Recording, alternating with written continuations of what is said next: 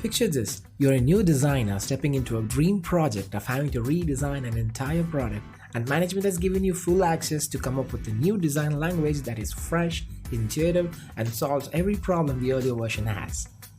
You spend time researching, figuring out the problems, wireframe an initial draft, and finally come up with a prototype that you believe is the first step to solving every problem that was put forward.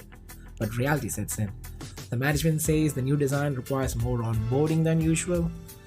But what the management is trying to say is that the user has to spend a lot more time learning how to use and navigate through the app.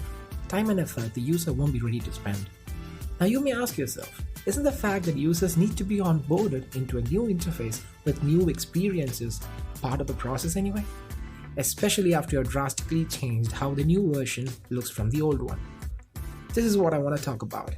Is there a need to educate the users on how to use the app, or should we just focus on making the app easily accessible?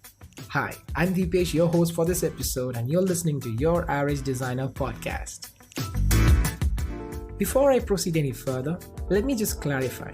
Every time I say management, what I mean by that is everyone else other than you or a designer is management. So we don't have to point fingers at anyone particularly, be it a developer or a product manager.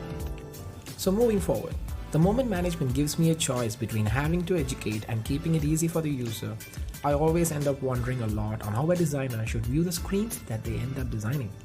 Is the layout simple enough for the user? Do I need to show them how I get from this screen to the other? Even if I can't give up onboarding, how many coach marks are too much?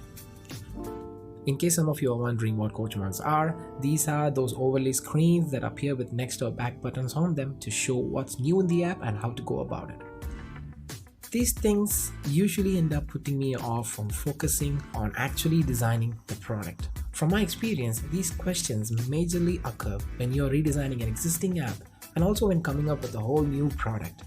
Designers stepping into product designing for the first time would end up facing this a lot because the young bloods, with all their new untouched potential and creativity, tend to come up with grand design layouts that would definitely be the embodiment of what management would call the wow factor. Sadly, reality sets in right after, and they face the one thing that can make or break a designer: rejection. You end up facing the choice of having to sacrifice the new design and adopt an existing flow that the user understands and is comfortable with at the same time.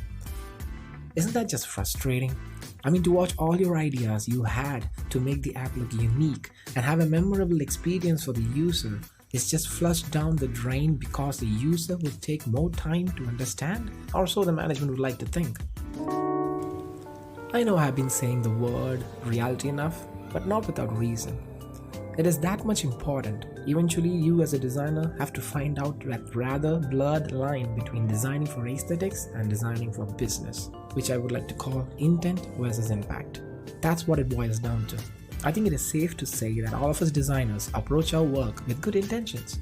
We just want to create great and memorable experiences for our users. But sometimes the impact is disconnected from those intentions. And finding a way to bridge that gap is what journey as a product designer is mostly about. Now a word about our sponsor. If you haven't heard about Anchor, it's the easiest way to make a podcast. Let me explain. It's free. There's creation tools that allow you to record and edit your podcast right from your phone or computer.